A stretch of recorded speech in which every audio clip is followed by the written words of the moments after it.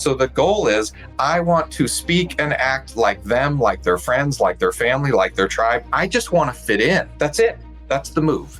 And there's a lot of different layers of that, from all the way down to how loud we speak, how fast we speak. But let me give you this, one of my favorite examples. Okay, good.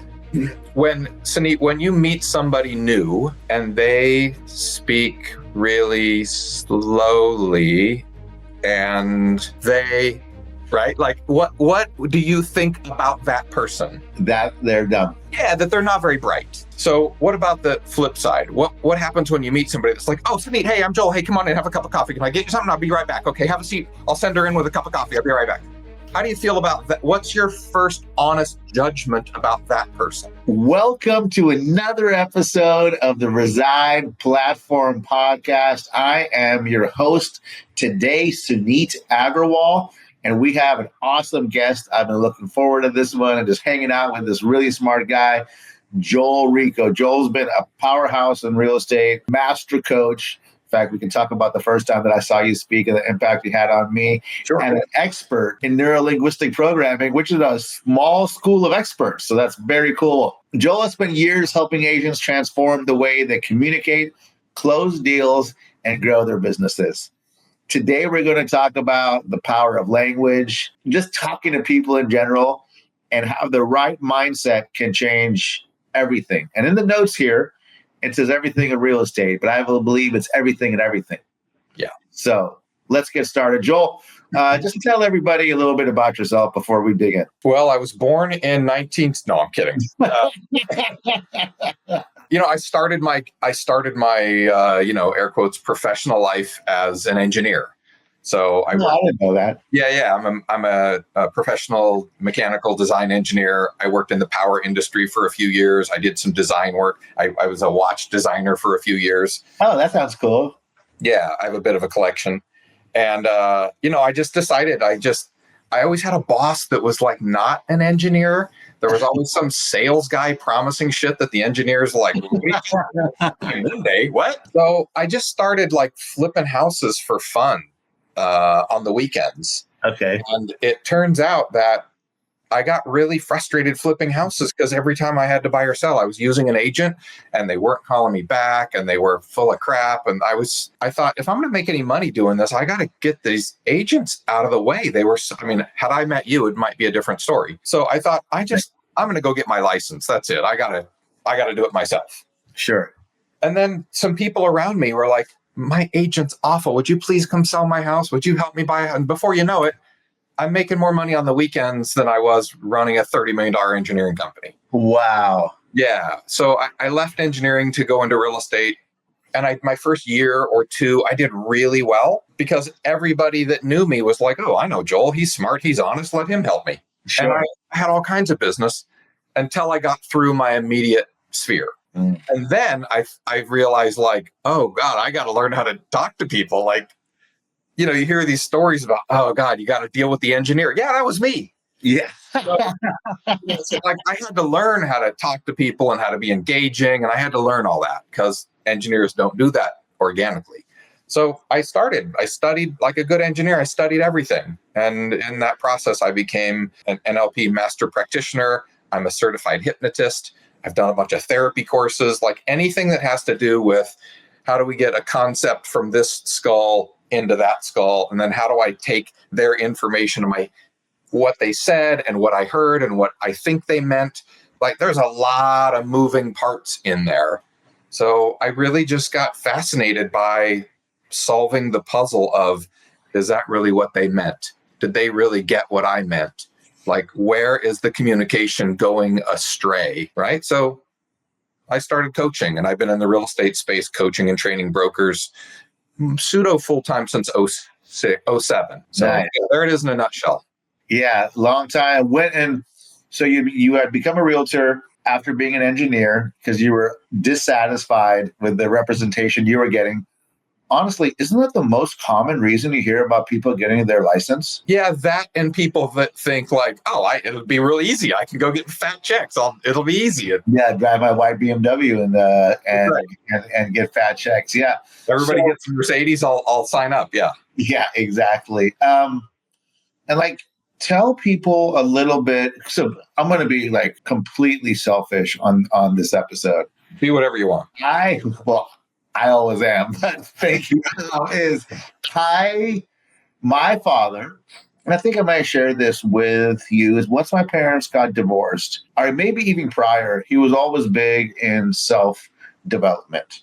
And this is 80s and 90s, right? When NLP was kind of in its infancy, I would say, right? Came out in the 70s, right? Yeah.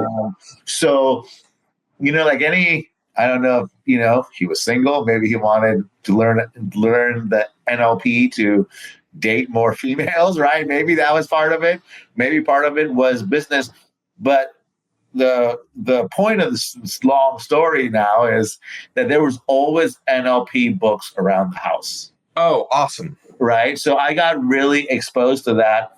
And then in hindsight, I've always appreciated it, but I've never set aside the time to become a practitioner, although I know you and I know some other guys that are really great.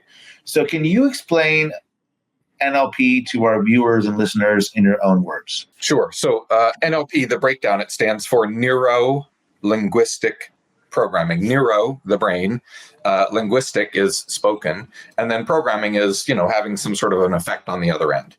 So the goal is, by the way, the most popular NLP practitioner on planet Earth is Tony Robbins. Yep. And so Tony Robbins uses NLP to get people to tap into their dreams and to step over their fears. And right, it's a very powerful tool to communicate past all the surface stuff and to really get to the heart of the issue.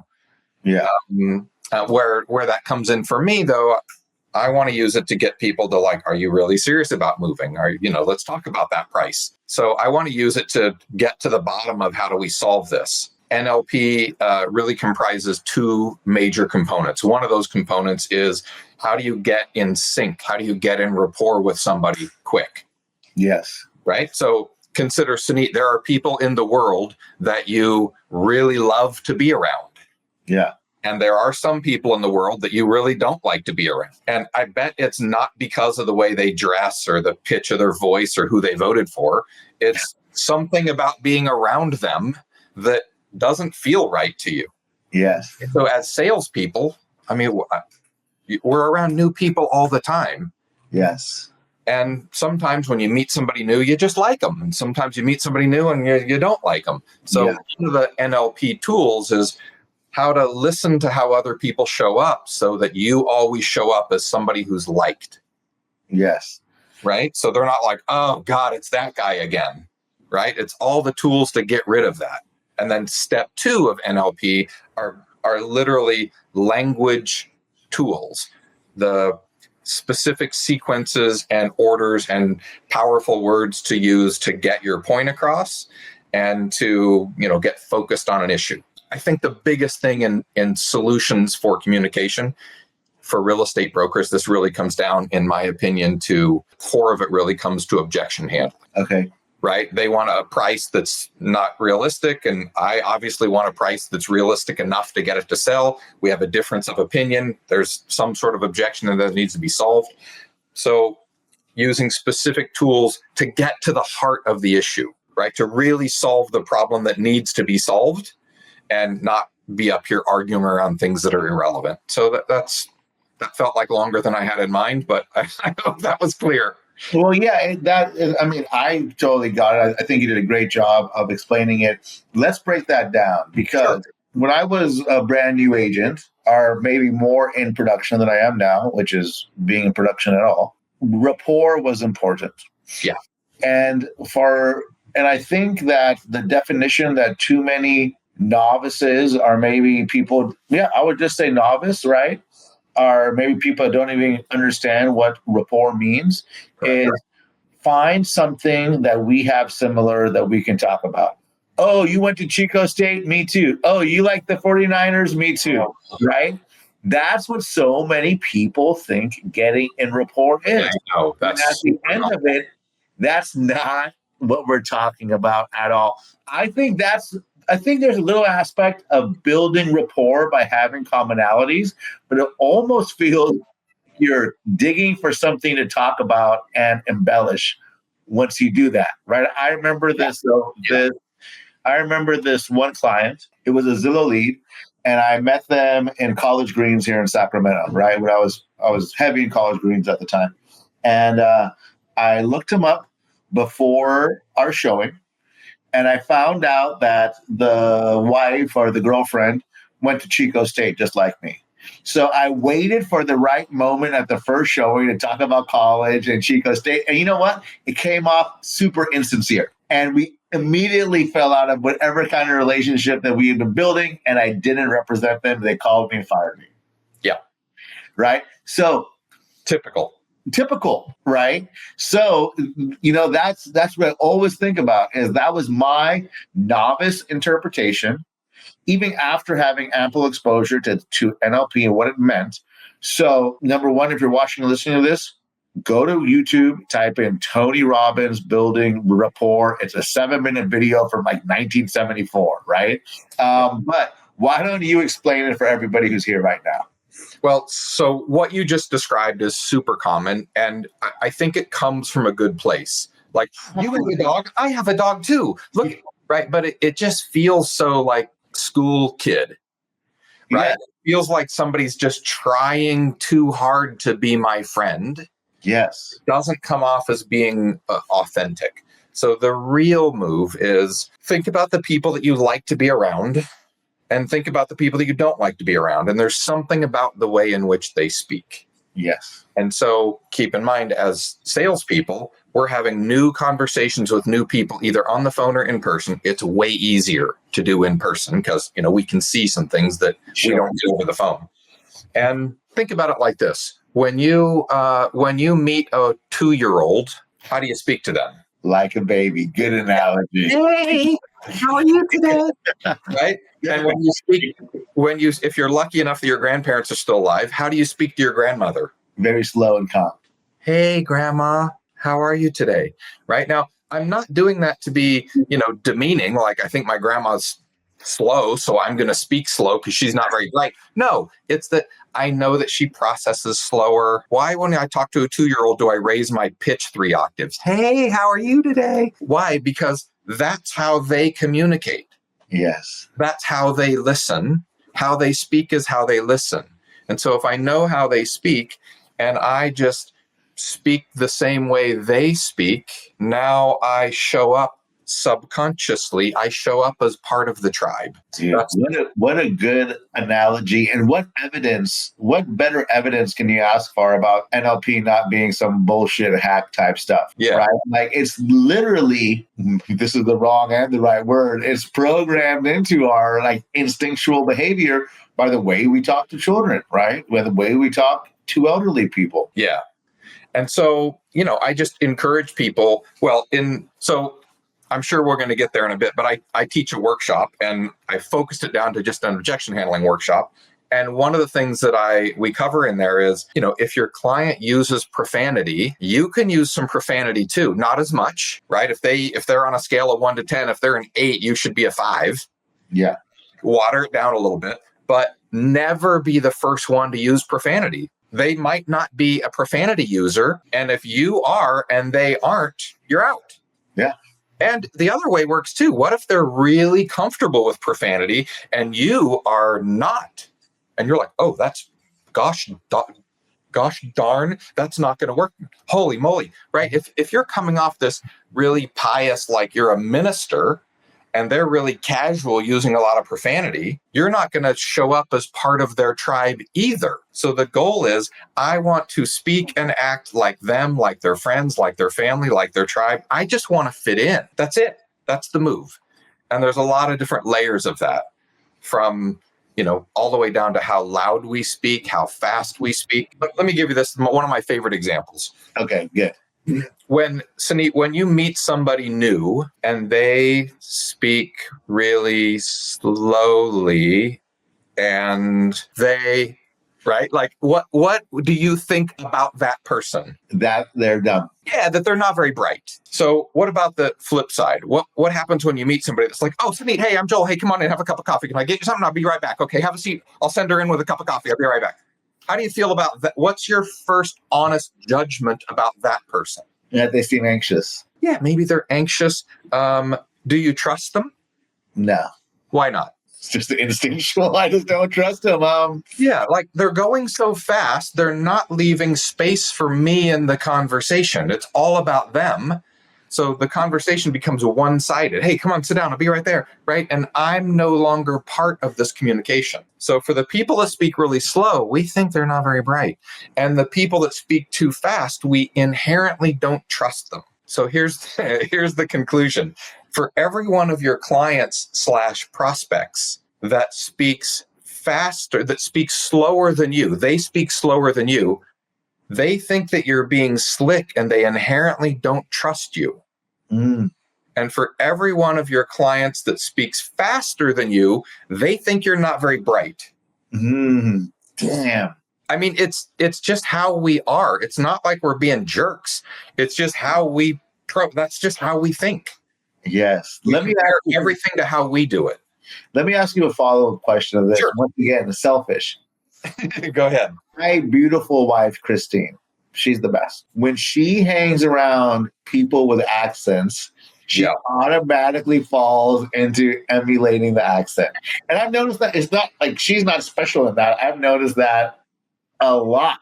What is NLP at some kind of, is like something happening there? I mean, I don't think she's practicing NLP, but I think NLP will adequately describe what's happening there. Yes. So, and me too. I'm born and raised in California. I spend enough time in Texas. By Friday, I'm starting to say y'all, right? And I promise, if you're listening to this and you don't live in California, you come hang out with Suneet or me, come hang out with us for a week. By the end of the week, you'll be calling people dude. 100%. 100%. So that is the same thing. It's just literally people wanting to fit in. That's it, right? And it's not coming from like, if I go to Texas, I don't walk in on day one and go, howdy, y'all. Yeah. Totally insincere. But, you hang out enough and you're listening to how they speak. I had one of my college roommates graduated and went to Australia for a year. Okay. What do you think he sounded like when he came home? Yeah. He sounded half Australian because he'd been in it for a year. So that's not people being inauthentic. It's just eventually, like you do it too, you hang out with people long enough that you and your friends have inside jokes and you start to meld together. Couples that are together for a long time, they start to sound alike.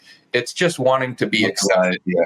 And that's the interesting thing too, I think that's a good segue, is the rapport aspect. Something that Tony Robbins worked on was like saving marriages from getting the husband and wife, right, to get in rapport. Tell us about that, because that's super powerful. And I think, well, I think what Tony did really, really well is to get them on the same page, which is, my take on that. I don't do a whole lot of that couples relationship stuff, but in the world of real estate, it's a listing, it's an agent and a seller, an agent and a buyer, and they have some sort of difference of opinion, right? So the goal is to get, in Tony Robbins' case, I want to get them on the same page. He's not really hearing her.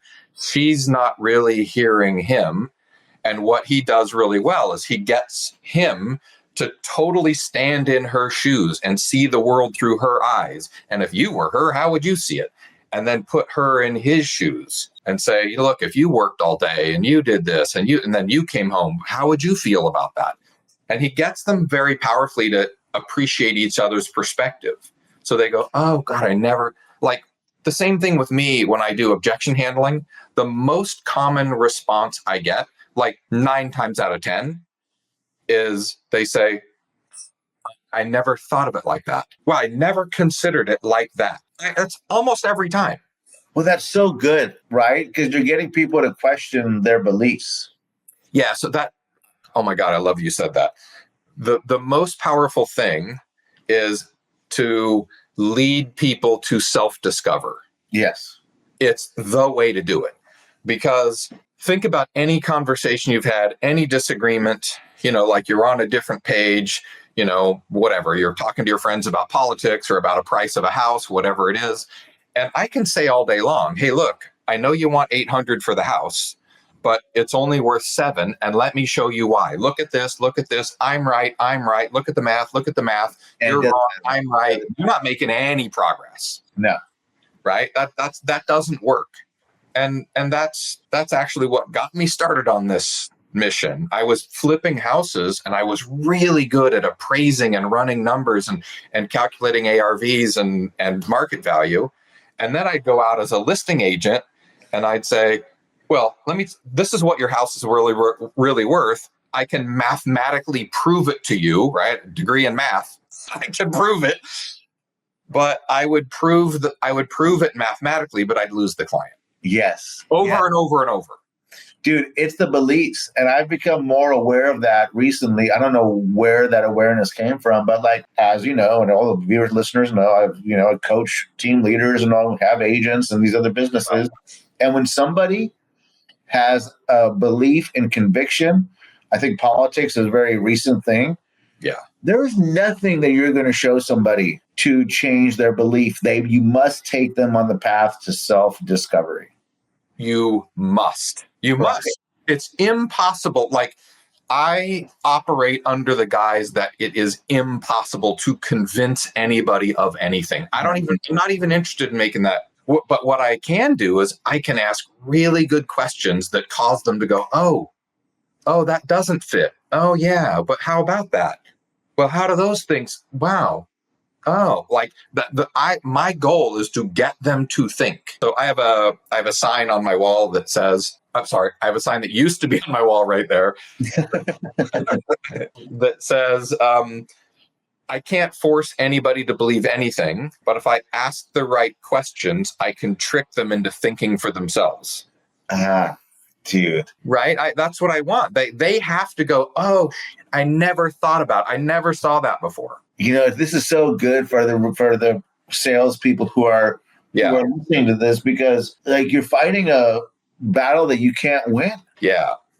Right. So, like you're literally fighting a battle you can't win, no matter how much evidence you have. You cannot win that fight. Yeah. But what I do, what I think I do very well is I'll speak to a buyer and I'll say, well, I put the buyer in the seller's shoes, the seller in the buyer's shoes. As a buyer, if you were the seller and the house has been on the market for 5 minutes, would you take a $50,000 price reduction? Well, no. Well, then that offer is probably not going to fly. Yeah. And then when I'm on the listing side, I might say to the seller, okay, if you were a buyer and you wanted to buy a house in this neighborhood, and you could buy this one, this one, this one, or this one, and your house is listed at $800,000, would you even go see it? Well, no, I'd buy the cheap one. That's how buyers think, right?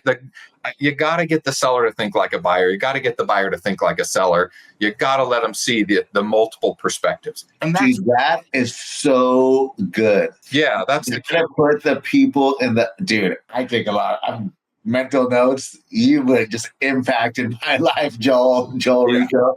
Is you have ask questions to get the people to understand it from a different perspective. Put them in their shoes. Like, I want to throw up whenever I hear some seller say, well, let me tell you what I have invested in this house. This is what I paid. This is what I spent. Okay. The buyers don't know. The buyers don't care. Yeah. They don't know what you spent. They don't know they don't care what you owe. They don't care. That's not a data point. The appraiser doesn't care. The market doesn't care. I'm sorry. I hate to be the bearer of bad news. Yeah. Okay. Dude, that's so good. So I want to ask some more stuff about Rapport. Me and you are both wearing black t-shirts right now. Are we in Rapport, Joel? I mean, it's not a fair question because you and I already know each other. Okay. And we both always are wearing black shirts. So yeah, we know each other, we're already comfortable together, so that's a cheat. But if you're, for our friends that are selling property in Texas, if you're selling a farm, if you're selling a ranch, don't show up in an Armani suit. Yeah. That's probably not going to work. And if you're selling, luxury in Miami, don't show up in flip-flops and cowboy boots, show up like luxury. So yeah, you want to be, dressed for the part for sure. But the fact that we're both wearing black shirts, probably not enough. Yeah. So let's say that I am a realtor and I meet a brand new client from online, from Zillow or some online source. I get to the house. What steps can I take to get in rapport with the other person? Well, I'm sorry to give you the bad news, but the answer is you have to pay attention and listen. Okay. So step number one is pay attention and listen. Yeah, I think step number one, I think the real step number one is to realize that you must get in rapport.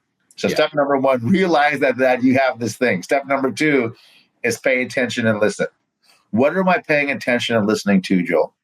Well, just like the example of the baby and the grandma, or the fast talking person and the slow talking person, I really want to pay attention to how they're communicating, right? And so I've been doing this for so long, it comes pretty natural to me now, but you ring the doorbell and they open the door, and just imagine how you would show up differently if the guy opens the door and he's this is a real example from a real listing appointment I went on. The guy opens the door and he's a 6'4" Hell's Angel dressed in leather and denim. He's like, yeah, who the hell are you? Versus somebody opens the door and they're like, yes, hello. Or somebody answers the door and they're like, oh, you must be the real estate broker. Oh, please, won't you enter our home? Yes. Right. If you don't show up wildly different for those three people, it's over. Right? If you show up the same way for everybody, for every house, for every person, you're like, here's my script, here's my pitch. Hi, I'm Joel. I'm here. I got a program. This is how I do it. If you show up the same for everybody, then you're the reason why they say, sales is a numbers game. You're going to get 3 out of 100 because you're only doing it that way. And once in a while, somebody's going to match with you. But my job as the salesperson is to give up being right in the way I think we should communicate and be open to communicate the way they want to communicate, because it's my job to keep them in their comfort zone. Why? Why do I want to keep them in their comfort zone? Because it's the only place where they say yes. That's it. This, so far, the education you're giving me about NLP has been more than I've ever got. Oh, sweet. So really, really good job. Let's talk about something else. That's just the first half, right? That's just the rapport half. Yeah. So let's talk about the other half is like linguistics and how do you frame things and how do you speak such that, such that your message really, gets across. And how do you do that? Make no mistake about it. If you're selling real estate, you are a professional communicator. Yes. Your job is to communicate about the price, about the listing, about the description, about how things are going to work, about what copy you put on your website and your business cards. You are a professional communicator. You can be the best agent in the world, but if you're terrible at delivering it, nobody knows. Dude, I think that was something that I really got into very quickly and becoming a successful realtor so fast is my mom is a communications professor, right? It's been hammered into me to where I should be able to talk to people. I think that it was hammered and it worked. So, well, something worked for sure. Yeah. So in the linguistics, give us a macro view of what that looks like. A macro view. So a macro view would be step one. One of the things that I'm very passionate about is a very subtle distinction. I want to make people right.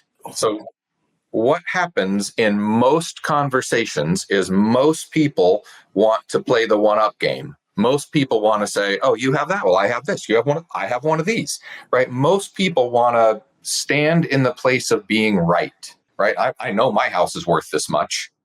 So the workshop that I've been teaching forever has been called the language of agreement, because people want to be right.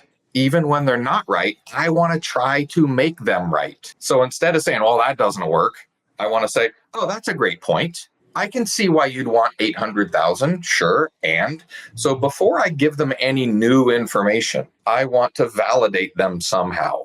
Right. I want to say, I see how I'd like to get 800,000 too. I'd like to get 900,000. That'd be great. Yeah. And sadly, it's not up to me. It's up to the buyers. Let's take a look at what the buyers are buying. Right. So I want to make them right first before I give them any new information. Why would I do that? Because if I don't, then they don't listen to what I have to say. Yes, you have to validate them. Right? If they go, hey, it's worth 8, and I go, no, it isn't. It's worth 650. Let me show you why. They're already not listening. Yep. You've already put up a wall. And even in talking to your spouse or to your friends. Yeah. Right? Especially friends, and especially anybody. It is a one-upmanship circus. It is. Right? And people just want to share that they're smart too, and they have an opinion too. And realize too, everybody has some standard something running, right? They want to be right, they want to be heard, they want to be accepted, they want to be loved, they don't want to be ignored. Everybody's got their own whatever they bring to the conversation, right? And so one of the things that I've learned over and over again, why I've studied so hard here, is that even if I'm the best broker, even if I give them an honest price, even if I'm the best possible option for them, if our conversation doesn't flow well, I'm probably not getting the client. It's all about, they say it's all about the relationship, but the relationship is the conversation. Like, let that sink in. The relationship that you have with your wife is, are you guys nice to each other? Do you say I love you when you leave the house? Are you sweet with each other? Do you support each other? Or do you yell and throw pots and pans, right? The conversation is the relationship. If your relationships are struggling, the conversation needs work, right? And so we have new conversations with new people all the time. And my intention is I want those conversations to be as good as they can possibly be, right? Dude, so much good stuff. So far, you've talked about the workshop. I'm sure everyone listening wants the information by this point. Where do I find out more information about your workshop, Joel? So to make it really easy, it's just the website is just my name. You can go to joelrico.com, JOELRICO.com. That's easy. Yeah, we'll make sure to add it to the show notes. Absolutely.